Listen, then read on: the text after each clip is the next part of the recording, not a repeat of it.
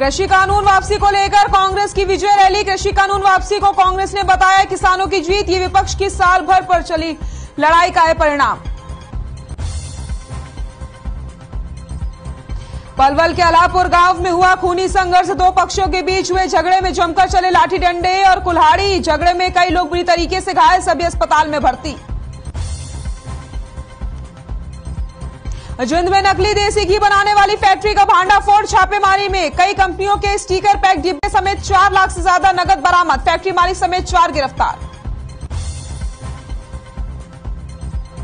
और दिल्ली एनसीआर की हवा में कोई सुधार नहीं। 355 के पार पहुंचा एनसीआर का एक्यूआई। गुरुग्राम का 200 के पार, जबकि फरीदाबाद में 214 के पार पहुंचा एक्यूआई।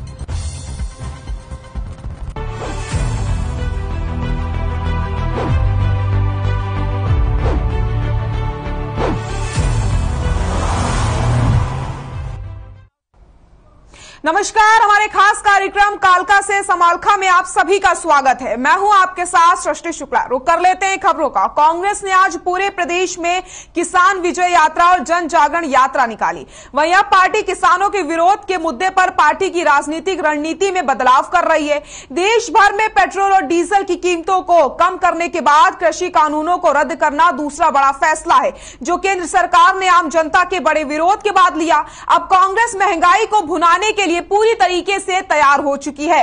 कांग्रेस की विजय यात्रा किसान विजय दिवस के रूप में मनाया जा रहा है। आपको बताते चलें, ये यमुनानगर की तस्वीरें हम दिखा रहे हैं, जहां पर कांग्रेस कार्यकर्ता मौजूद हैं और कांग्रेसियों ने विजय यात्रा निकाली है। किसान विजय दिवस मनाया गया है कांग्रेस की तरफ से। कांग्रेस ने आज पूरे प्रदेश में किसान विजय यात्रा और जन जागरण यात्रा निकाली है। वहीं अब लगातार जो विपक्ष है वो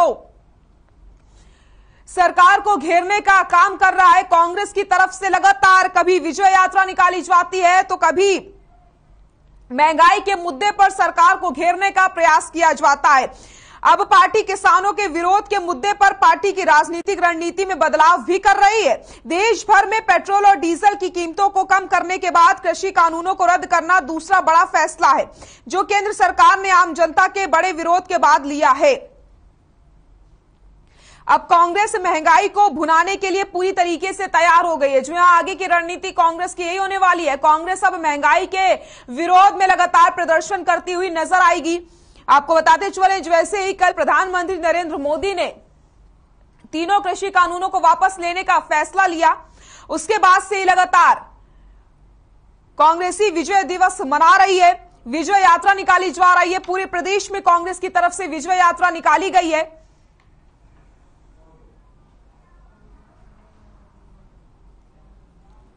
तो यमुनानगर की ये तस्वीरें आपको हम दिखा रहे हैं, जहां पर कांग्रेस की विजय यात्रा निकाली गई है। किसान विजय दिवस के रूप में मनाया गया है ये दिन। और इसी खबर पर ज्यादा जानकारी के लिए हमारे सहयोगी सुरेंद्र मेहता हमारे साथ जुड़ गए हैं लाइव। सुरेंद्र, मैं आपके पास आना चाहूंगी। जिस तरीके से कृषि कानून को वापस लेने का जब से फैसला लिया गया है, तब से ही कांग्रेस लगातार खुलकर सामने आ रही है। विजय दिवस के रूप में मनाया जा रहा है, विजय यात्रा निकाली जा रही है। क्या कुछ जानकारी मिल रही है?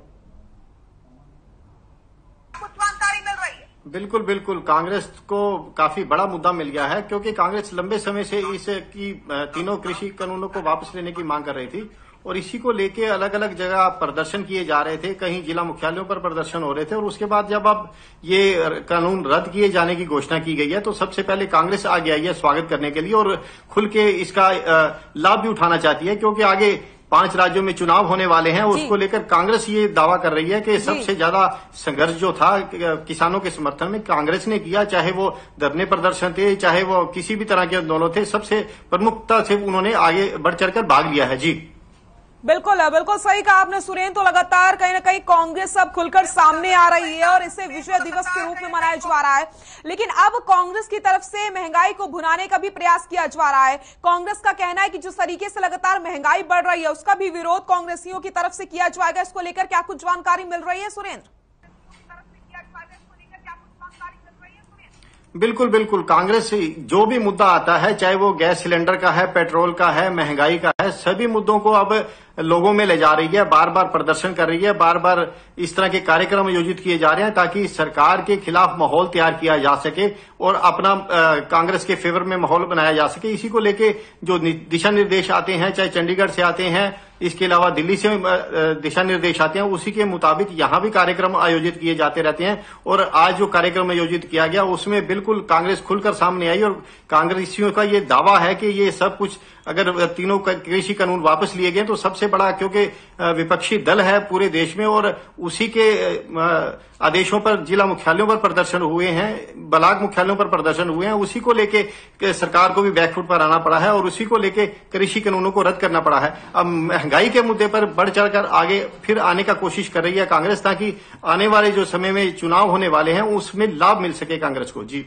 बिल्कुल सुरेंद्र, जिस तरीके से पिछले हमने तरीके देखे, जिस तरीके से कांग्रेस को हार का सामना करना पड़ रहा था, तो उसके बाद लगातार जो कांग्रेस है वो खुलकर अब सामने आ रही है। कभी जन जागरण अभियान चलाया जाता है तो उसके बाद लोगों को जागरूक करने का प्रयास किया जाता है और अब विजय यात्रा के रूप में मनाया जा रहा है, विजय दिवस मनाया जा रहा है कांग्रेस की तरफ से। उसके बाद एक नया मुद्दा महंगाई को लेकर कांग्रेस सामने आने वाली है, तो क्या कुछ असर आने वाले समय में कांग्रेस पार्टी पर पड़ सकता है इसका? बिल्कुल, इसमें कोई दो राय नहीं कि कांग्रेस लगातार कोशिश कर रही है और अपने अपने जो भी मुद्दा मिलता है उसको बुलाने की कोशिश कर रही है। अगर बात करें साथ लगते हिमाचल की तो काफी सफलता मिल रही है हिमाचल में कांग्रेस को, लेकिन हरियाणा की बात करें तो हरियाणा में तीसरे नंबर पर आया है एलनाबाद के उपचुनाव में। लेकिन कांग्रेस लगातार ये प्रयास कर रही है कि उसको जो मुद्दे मिलते हैं उनको बुलाने की कोशिश की जाए ताकि लोगों में जो जनाधार घटा है वो उसको दोबारा से प्राप्त किया जा सके, आने वाले समय में जो इलेक्शन है वहां उपस्थिति दर्ज कराई जा सके। इसी को लेके कोई भी मुद्दा कांग्रेस हाथ से जाना नहीं देना चाहती। अब जो काले कानूनों तीनों कानून थे उसको लेकर तो जो किया, अब आने वाले दिनों में महंगाई को लेकर लंबे चौड़े कार्यक्रम आयोजित किए जाने वाले हैं, उसको लेकर तैयारियां की जा रही हैं ताकि सरकार जो है, सरकार के खिलाफ माहौल तैयार किया जा सके। बिल्कुल सुरेंद्र, बिल्कुल सही कहा आपने। तो हर मुद्दे को पूरी तरीके से पकड़ रही है कांग्रेस और खुलकर सामने यहां पर आती हुई नजर आ रही है। सुरेंद्र, अगर बात की जाए जिस तरीके से लगातार कांग्रेस का कहना है कि वो किसानों के साथ है और लगातार अगर किसानों को किसी भी प्रकार का परेशानियां होती हैं तो कांग्रेस खुलकर सामने आएगी और किसानों के साथ चलेगी, लेकिन जिस तरीके से देखा जाए कि कांग्रेस की जो अंदरूनी कले है उसका भी असर कहीं ना कहीं देखने को मिल रहा है, तो पहले इस अंदरूनी कले को खत्म करना चाहिए कांग्रेस को।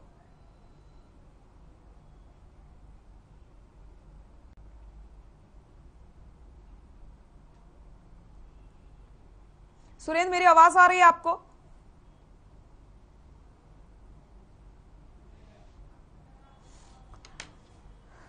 तो बहुत बहुत शुक्रिया आपका सुरेंद्र, हमारे साथ जुड़ने के लिए, तमाम जानकारी देने के लिए। तो कांग्रेस लगातार विरोध करती हुई नजर आ रही है, हर मुद्दे को भुनाने की कोशिश कांग्रेस की तरफ से की जा रही है। विजय यात्रा कांग्रेस की तरफ से निकाली गई है और आगे आने वाले समय में महंगाई को भुनाने का भी प्रयास कांग्रेस की तरफ से किया जाएगा और सरकार को घेरने का प्रयास किया जाएगा।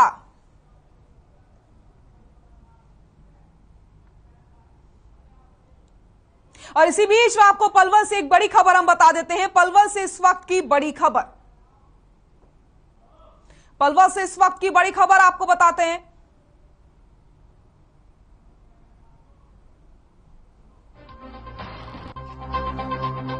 अल्हापुर गांव में हुआ खूनी संघर्ष, दो पक्षों के बीच झगड़ा हुआ है। पलवल से बड़ी खबर बता रहे हैं, जमकर चले लाठी डंडे और कुल्हाड़ी, कई लोग बुरी तरीके से घायल भी हुए हैं, सभी को अस्पताल में भर्ती करवाया गया है।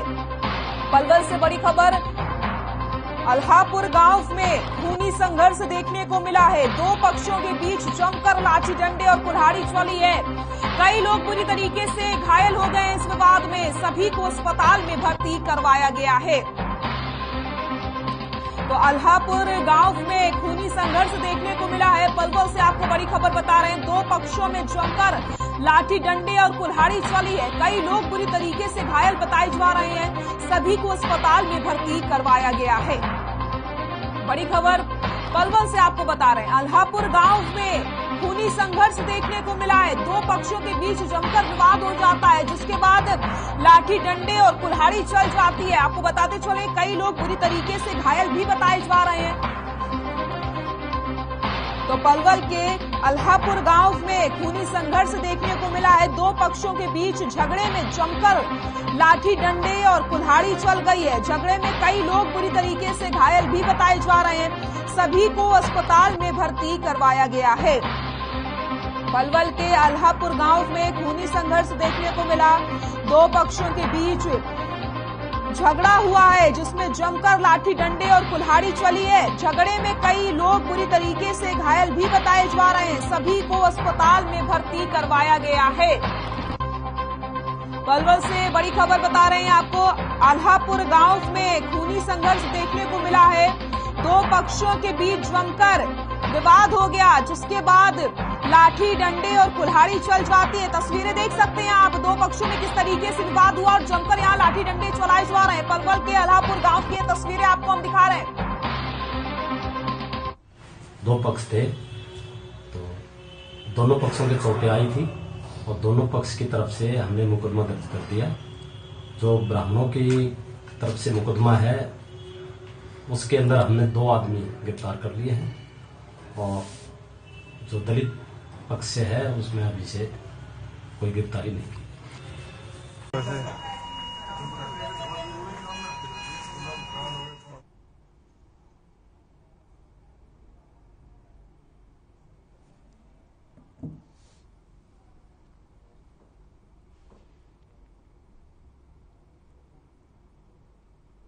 अल्हापुर गांव में खूनी संघर्ष देखने को मिला है जिसके बाद आपको बताते चले कई लोग घायल भी हो गए हैं। सभी को अस्पताल में भर्ती करवाया गया है। पलवल के अल्हापुर गांव में खूनी संघर्ष देखने को मिला।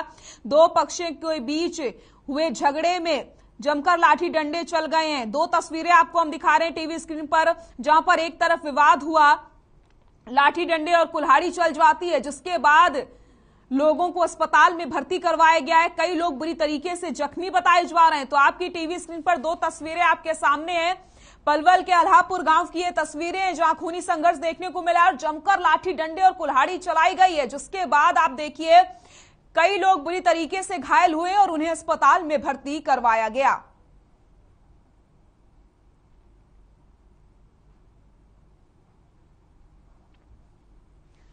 तो झगड़े का वीडियो भी वायरल हुआ है। आपको हम तस्वीरें लगातार दिखा रहे हैं। आप देख सकते हैं दो पक्ष किस तरीके से आमने सामने भिड़ जाते हैं और जमकर लाठी डंडे यहां पर चलते हैं जिसके बाद कई लोग बुरी तरीके से घायल बताए जा रहे हैं और उन्हें अस्पताल में भर्ती करवाया गया है।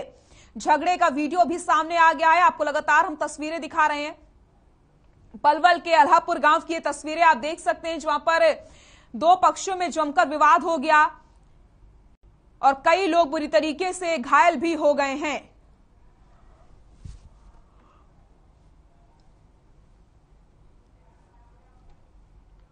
करनाल नगर निगम को स्वच्छ सर्वेक्षण सम्मान 2021 में देश के टॉप 10 शहरों में शुमार रहने के सपने टूट गए हैं। करनाल का प्रदर्शन सोचने वाला है। पिछले साल जहां करनाल ने पूरे देश में 70वां स्थान प्राप्त किया था, वहीं इस बार 69 स्थान से नीचे गिरकर करनाल ने 86वां स्थान प्राप्त कर लिया है, जबकि प्रदेश में करनाल तीसरे स्थान पर रहा है। इस खराब प्रदर्शन के लिए नगर निगम की ओर से बनाई गई तमाम रणनीतियां बुरी तरीके से पिट गई हैं। इससे एक बात भी स्पष्ट हो गई है कि पिछले 1 साल में करनाल में स्वच्छता को लेकर के उदासीन रवैया अपनाया गया। अधिकारी स्वच्छता को लेकर के गंभीर नहीं दिखे हैं, तो कर्मचारियों ने भी अपनी ड्यूटी को सही तरीके से नहीं किया है। तो आपको हम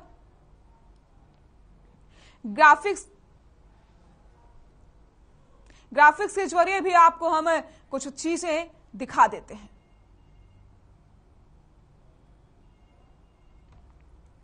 हरियाणा को दूसरा स्थान मिला है स्वच्छता सर्वेक्षण 2021 में। हरियाणा का स्कोर 1745 रहा। प्रदेश के 7 शहरों को इनाम मिला है जिसमें गोल्ड अवार्ड आपको बताते चले, सिल्वर अवार्ड पंचकुला, फरीदाबाद और नीलोखेड़ा को मिला है। कांस्य अवार्ड अंबाला को मिला है।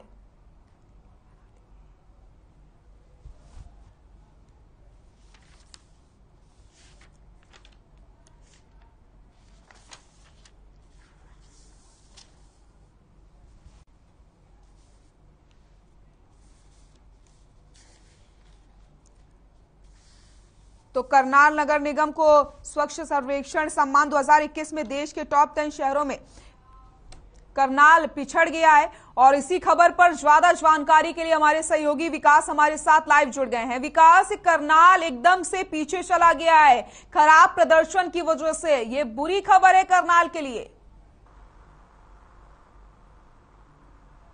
जी सृष्टि, बिल्कुल कहीं ना कहीं जो नगर निगम करनाल के जो सपने हैं वो टूटते हुए नजर आ रहे हैं, क्योंकि जिस प्रकार से नगर निगम की तरफ से कहा जा रहा था कि जो 2021 में जो करनाल है टॉप 10 की लिस्ट में आएगा, लेकिन जो पिछले 4 सालों की बात करें तो उनमें काफी गंदा जो प्रदर्शन इस रहा है। क्योंकि जिस प्रकार से बात की जाए तो 69 स्थान जो एकदम से डाउन गया है। हालांकि पिछले साल जो पूरे देश में बात की जाए तो 17वां स्थान था, लेकिन इस बार 86वां स्थान जो करनाल का आया। अगर प्रदेश की बात की जाए तो प्रदेश में पहले रैंक पर पिछले साल जरूर था करनाल, लेकिन अब तीसरे रैंक पर आया। तो कहीं ना कहीं नगर निगम के सपने जरूर टूटते हुए नजर आ रहे हैं। वहीं कहीं ना कहीं इसको एक अधिकारियों की लापरवाही भी जरूर कहा जा सकता है, क्योंकि जिस प्रकार से हम देखते हैं कि रोजाना सड़कें यहाँ पर बनाई जाती है, उन्हें खोद दिया जाता है। जब सड़कें बन जाती है उनके बाद नीचे सीवरेज दबे रह जाते हैं, उनको बाहर निकाला जाता है। अगर बात की जाए जो नगर निगम में गांव शामिल किए गए थे, उनकी स्थिति जो देखी जाए तो वो काफी खराब जरूर है। तो कहीं ना कहीं नगर निगम का सपना टूटता हुआ नजर आ रहा है। जी सृष्टि, बिल्कुल सही कहा विकास आपने, बिल्कुल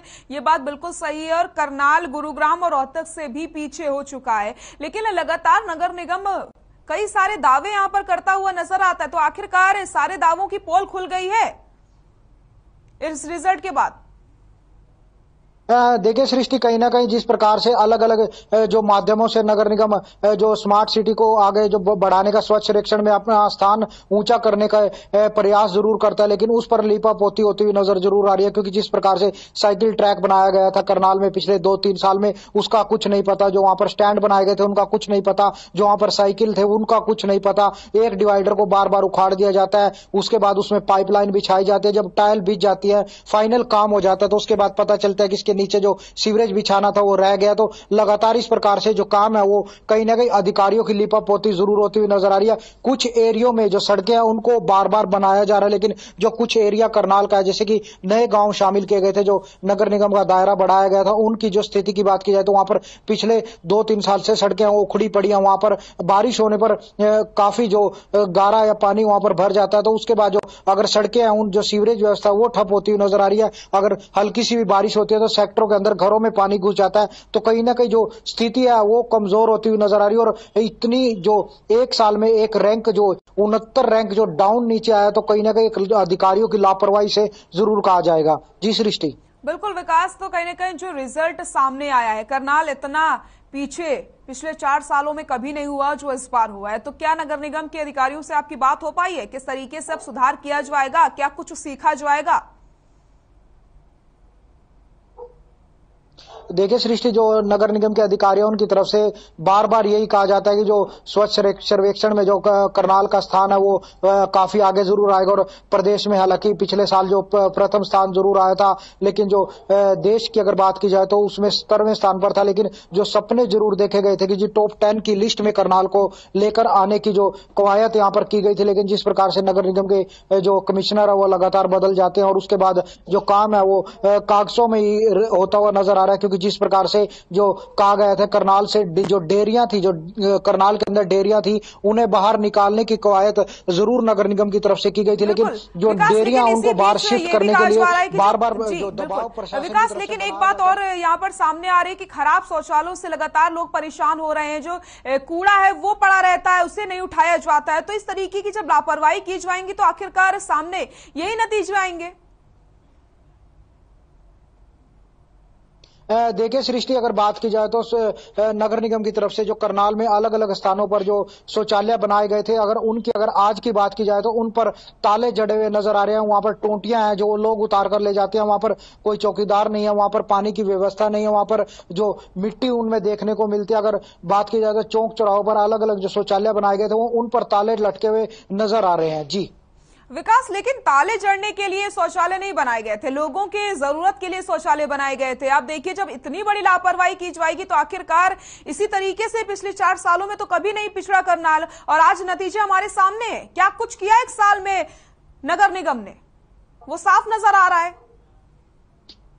देखिए सृष्टि जी, जिस प्रकार से पिछले साल जो फर्स्ट रैंक करनाल का प्रदेश में आया था और देश में 17वां स्थान आया था, तो पहले जो अधिकारियों की तरफ से काफी मेहनत जरूर की गई थी। शौचालय अलग अलग स्थानों पर बनाए गए थे, जहां पर भीड़ भाड़ के इलाके वहां पर शौचालय बनाए गए थे, जो डिवाइडर वहां पर बनाए गए थे। तो वो एक मेहनत जरूर की गई थी, रात को कर्मचारी सफाई करते थे। लेकिन अगर बात की जाए तो इस समय के हालात जो करनाल के हैं वो दयनीय जरूर है, क्योंकि जिस प्रकार से सफाई के कर्मचारी वहां पर देखने को नहीं मिलते हैं, जो वहां पर ताले लगे हैं। लेकिन निगम के अधिकारियों से बातचीत की जाती है तो कोई जवाब उसके बारे में नहीं दे पाते हैं।